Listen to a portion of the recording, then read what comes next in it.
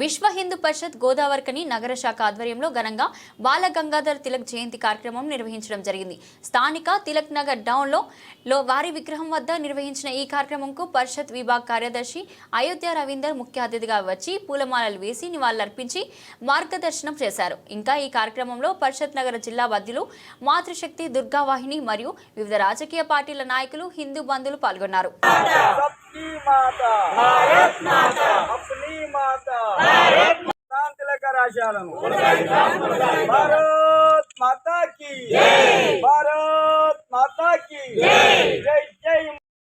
ఈరోజు తిలక్నగర్ డౌన్లో గల తిలక్ విగ్రహానికి బాలగంగాధర్ తిలక్ జయంతి విశ్వ హిందూ పరిషత్ బజరంగ దళ ఆధ్వర్యంలో నిర్వహించడం జరిగింది.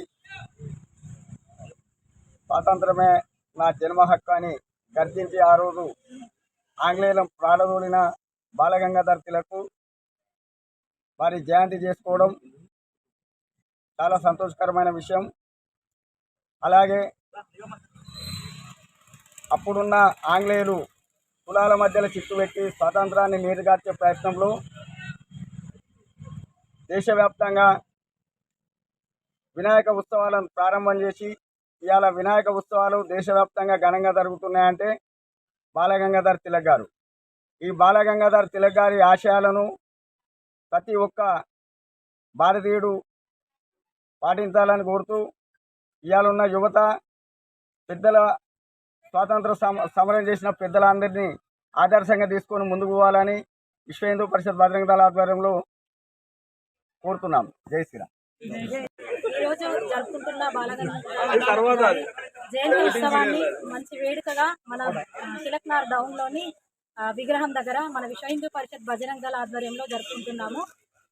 చాలా మందికి విషయం ఏంటంటే ఏవేవో విషయస్ చెప్పుకుంటారు కానీ ఎవరెవరియో చెప్పుకుంటారు కానీ మన ఆశయాలను ఆదర్శాలను హిందువుల ఆదర్శాలను మనకు అందిపుచ్చి ఆంగ్లేయుల పాలన నుండి ఇప్పటి వరకు మన గణేష్ నిమజ్జన ఉత్సవాలు జరుపుకుంటున్నామంటే దానికి మూల కారకుడైన మన బాలగంగాధర్ తిలక్ గారు లోకమాన్యుడు అని ఆయన బిరుదు.